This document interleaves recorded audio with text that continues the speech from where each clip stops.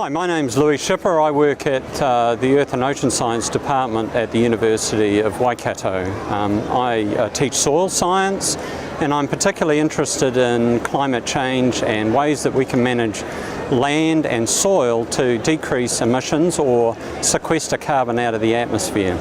I work with a colleague of mine, Dave Campbell, who's the chair of the Earth and Ocean Science Department, and we are trying to find ways of understanding how much carbon comes out of the atmosphere and goes into the soil of pastoral systems. We have behind me here some descriptions of the ways that we go about doing this. We use something called eddy covariance. This is a very clever piece of equipment which is able to measure the concentration of CO2 in the atmosphere and the wind speed and direction about 10 times a second. And it goes constantly, so we are able to make those kind of measurements over a 2-year period.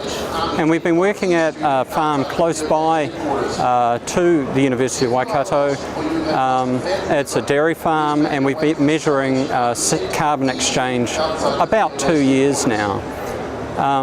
It was very interesting. We found in the first year overall we had no change in the balance of carbon either in or out of that system.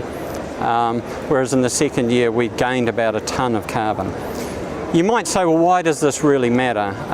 We've got more carbon dioxide in the atmosphere than we've ever had, and people are looking at opportunities to decrease that amount of carbon dioxide in the atmosphere. So one of the potential sinks for carbon is into soils. There is more carbon in soils than in the plants and in the animals above ground. A New Zealand soil could contain something like 100 to 150 tonnes of carbon per hectare. So trying to understand the ways in which we can increase carbon in soils is critically important.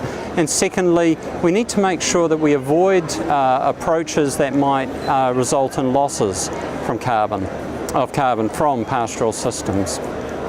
So this is an area that we've been working on together at the university for about 4 or 5 years now. We've moved from working on wetland systems onto peat soils where dairy farms have been held, to now working on mineral soils.